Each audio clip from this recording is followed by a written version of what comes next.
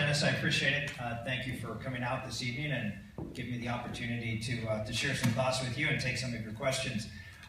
Just let me give you a little bit of background, a little bit maybe a more full background of sort of my relationship, I'd say, with the state of Israel, my relationship with the Jewish community and my community in Pennsylvania and really across the state of Pennsylvania. One of the things that I did when I was in the House and in the Senate is I really worked extensively on American-Israeli relationships. It was something that was a very important part of what I saw as the unique bond between the two countries, and obviously the importance of the Middle East region to the United States of America, and made several visits to the state of Israel, once when I was in the House, a couple of times when I was in the United States Senate.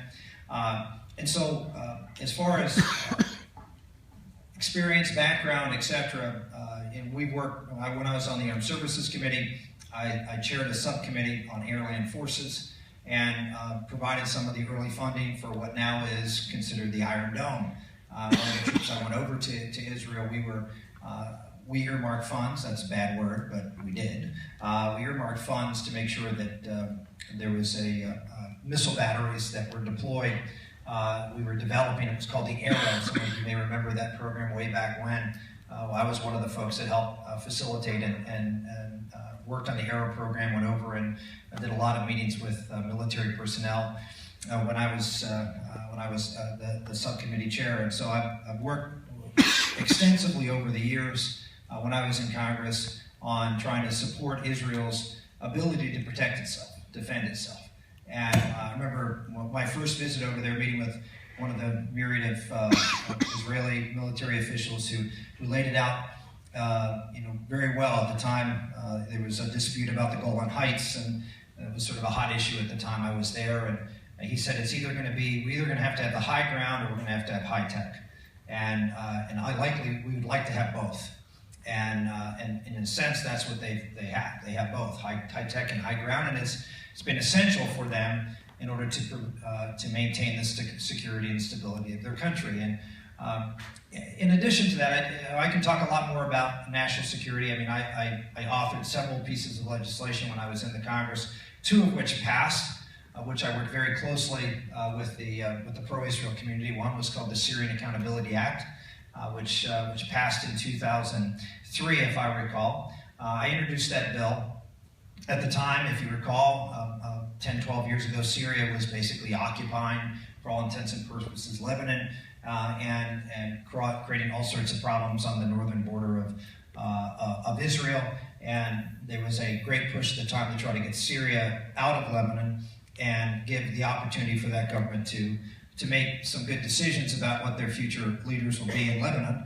Obviously, they chose wrongly. They chose Hezbollah, but we can't always anticipate what areas are going to do. But we did know that Syria was highly problematic, as we now know. And so I authored a bill called the Syrian Accountability Act. When I authored it, it put sanctions on Syria, actually very heavy sanctions on Syria unless they got out of that country. When I introduced the bill, I did tell the story. I introduced the bill, and the president at the time, President Bush, opposed me. And I remember the administration sent out something saying they don't think this is the right approach, and that Congress should stay out of these things, and this is the president's purview. I remember meeting with the president, sitting in the back of the limousine. He came to visit Pennsylvania, and we were traveling around, and I brought up the bill, and he proceeded to really, I hate to say, but he sort of got very, very intense with me and talked about, what are you doing? Stephan, this is my purview, and you're a member of my party, and you shouldn't be introducing bills that put me in a position like that. And so I'm going to oppose this. And I said, okay, I'll put you down as an undecided at this point, and we're going to continue on. And that's what I said to him. I said, Mr. President, all due respect, you're wrong. We need to do something to move this ball up there. And I go, it's actually a long story, because I met several times after that. Every single time, he was a little less energized. And then finally, I'll never forget, we were flying over some flooded areas in a helicopter, and I had my headset on, and I never missed the opportunity to lobby the president when I have a minute with him. And so I finally said, Mr. President, you see what Syria is doing, you see all these things that are going on, because there was a dust up just a week or two before, and he looked over at me and said, you pass it, I'll sign it. And so that's how I got the bill passed. And it's just a matter of just continuing to work on it. And that actually did. Colin Powell even said that piece of legislation was directly led to Syria getting out of Lebanon. And the second piece of legislation I'll talk about is something you probably are more familiar with, and that's a bill called the Iran Freedom and Support Act. After the events of 9/11, one of the things I realized is that the president, while he's fighting, I think did a terrific job in standing up and obviously responding to the events of 9/11 in Afghanistan. It was very clear to me that what the president was saying was not the complete truth, because the president called this war a war on terror. And of course that's not what it was. Terror is a tactic. Saying this was a war on terror was saying World War II is a war on blitzkrieg. Terror is a military tactic. It's not an ideology.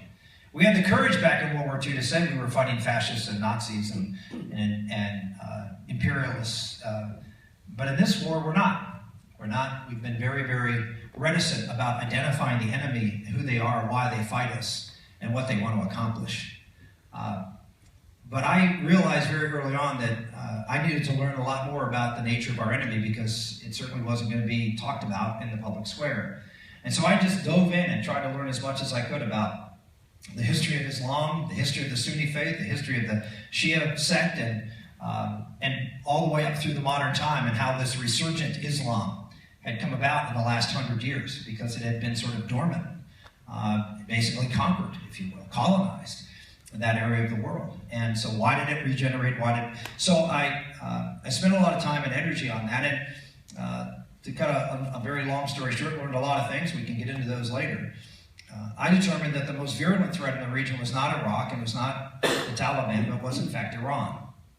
And that Iran had merged these two faiths together to create a new form of Shia Islam.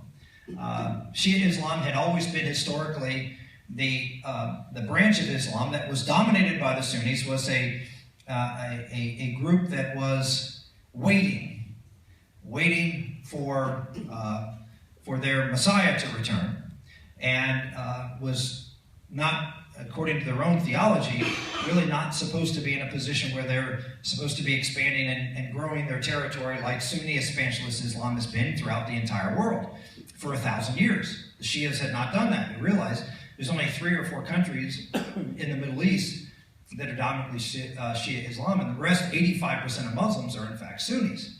And so what happened, though, in the 1970s was this quietist, if you will, version of Islam, which is based upon the idea of focusing on when their Messiah is supposed to come back. Someone called the Mahdi, or the 12th Imam. They got grafted onto a adaptation of Sunni Islam that was grafted on by the Muslim Brotherhood. But the Muslim Brotherhood and the Taliban and others really are not inconsistent with past Sunni actions. But Iran is inconsistent with past Shia actions. The fact that you have a version of Shia Islam now that is governing a state and trying to expand and create a global caliphate, which is what Iran now says they want to do, is in fact new for Shia Islam. And it's very troubling. And the reason it's troubling is because Shia Islam is, in a sense, an apocalyptic religion. It's waiting for the end of times in order for it to expand and dominate and conquer the world for their Messiah and their faith. And so what's happened, what Khomeini did in Iran, was graft on the principles that have been used, the tactics that have been used by the Sunnis, and it grafted it on to, lack of a better term, a death cult. That's why Iran is so dangerous, because it's new in the Islamic world, and it is apocalyptic in its nature. And so when you think about giving an atomic weapon to such a group, there cannot be an excess of concern. I don't know how I can say that anymore. You cannot be more concerned. As concerned as you are, in my opinion, you're not concerned enough. And I am. It's one of the reasons I'm running for president, is because I think we need someone who understands this problem, and more importantly, they know that I know. And they know, because I've been after them for a dozen years. I authored the Iran Freedom and Support Act.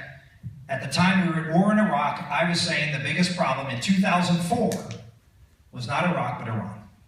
And that unless we dealt something with Iran and put shackles around them so they could not develop a weapon, which is clear as day in my mind they were developing, that we were going to have a problem. So I introduced this legislation. Eventually we got a lot of support for it. And I tried to push for its adoption. The administration kept saying, no, don't do this. It was putting sanctions on our nuclear program. I did this back in 2004. And I said, and also to provide money for something that we termed the pro-democracy movement in Iran. I was told when I introduced the bill that there was no nuclear program in Iran, and that there was no potential for a pro-democracy movement to occur. This is what our intelligence community told me when we put the bill together. I didn't believe either. And of course, it turned out that they were wrong. And we pushed forward the bill, and in 2006, on the defense authorization bill, I said, look, I've waited long enough. You know, we've tried to negotiate with the administration on this, and I wanted to push forward. So I brought the bill up, and the amendment was filibustered. It was an amendment to a larger bill. And the amendment was filibustered. Anybody want to guess who filibustered my amendment and blocked me from getting a vote? Joe Biden. Joe Biden blocked the vote. And so we continued to negotiate over trying to get a vote, see if I could get enough to get 60 votes to overcome his filibuster. And we were organizing, trying to get the votes, and I get a call from Joe Biden and says, I'll give you a vote tomorrow morning. I thought, wow, what happened? I'll get a vote tomorrow morning. So I show up the next morning, and Joe Biden is standing there with a letter from the Secretary of State, Condi Rice, saying the administration opposes my amendment. They had promised to be neutral, but somehow or another they were able to convince the administration to oppose me, so they did. And we ended up losing by 4 votes. We had 60 co-sponsors of the amendment, but I could only get 47 votes on the floor of the United States Senate. And I'll tell you 4 of the votes who were against me: Biden, Kerry, Obama, and Clinton. All 4 voted no. And what happened was, we lost. Of course, if you know anything about me, all you have to do is look 4 years ago. Losing doesn't deter me very much. And so we continued to press on throughout the summer as the administration attempted to negotiate with Iran. That's why they opposed the bill. They wanted to negotiate with Iran. Does this sound familiar? And unfortunately, well, fortunately, they realized that that was folly. And by the fall, the administration withdrew their objection. It was at the end of the session, so in order to get it passed, we had to get it unanimously passed. Otherwise, they would have been able to block it at the end of the year and run out the clock. And so we had to weaken some of the sanctions. The bill passed, it went into law, and it was some of the sanctions that brought Iran to the negotiating table. Just a couple of years ago with Barack Obama, even though he voted against the bill. I share that with you is that we're talking with someone who has been engaged and involved in this issue for a long time. When I left the United States Senate, maybe I should say one more thing and then I'll open up for questions. Before I left the United States Senate, I was running for re-election in 2006. It was not a good year for Republicans. 2006 was sort of a calamitous year. In Pennsylvania, we lost 5 congressional seats, the governor, myself, and a whole bunch of other folks. And as they did all across the country, it was a bloodbath for Republicans that year, including here in Iowa. Remember Jim Nussle, who ran for governor that year. And I decided that, knowing that this was going to be a very tough hill to climb, and maybe that this was going to be the last opportunity for me on the national stage, I actually dedicated my campaign from the moment I lost that vote to trying to alert the American people about the problem of Iran. And I gave a speech at the National Press Club shortly after that vote, which I called The Gathering Storm of the 21st Century. And I laid it out, and I encourage you to go read it. It will not sound like it was written in 2005. And I laid out that we needed to identify the enemy if we were going to defeat the enemy. Does this sound familiar? We needed to identify the enemy. We needed to identify who these radical Islamists were, why they were attacking us. And it's not because of what we do, it's because of who we are. And I laid out what we needed to do to defeat them. And I remember very distinctly giving that speech. 2 days later, I was at the White House in the cabinet room. I was a member of the leadership in the Senate at the time, and we met on a monthly basis with the president. I remember walking in, I had a copy of my speech. I walked over, and President Bush and Tony Snow, who at the time was the press secretary of the president, was standing there. And I walked over and I handed Tony Snow the speech. And I looked at him and the president, I said, you need to have him give this speech. Because we're not going to win this war against radical Islam unless the American public knows why we're fighting.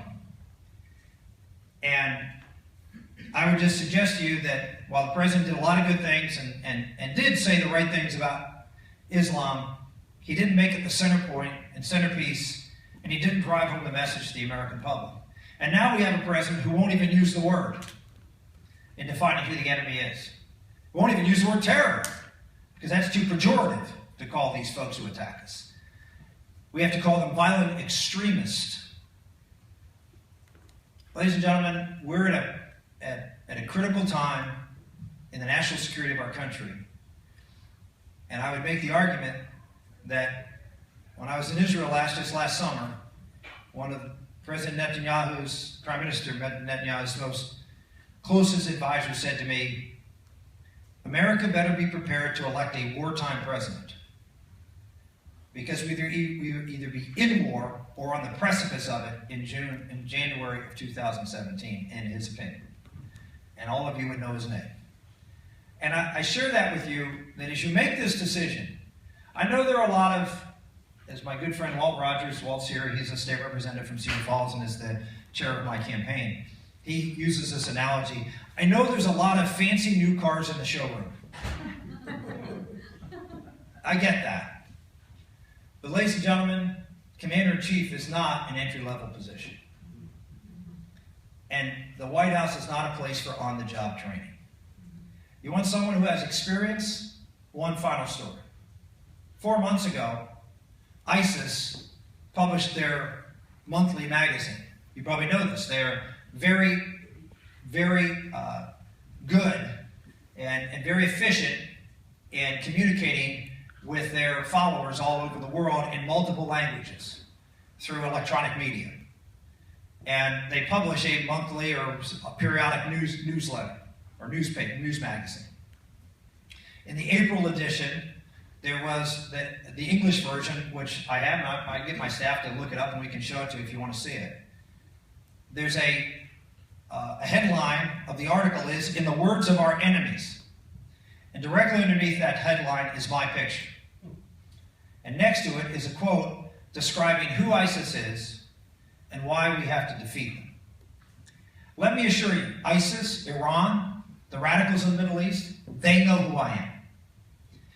And it's important for you to understand that I know who they are. And I know exactly what's necessary to defeat them if you give me the chance. Thank you. I'd be happy to take your questions.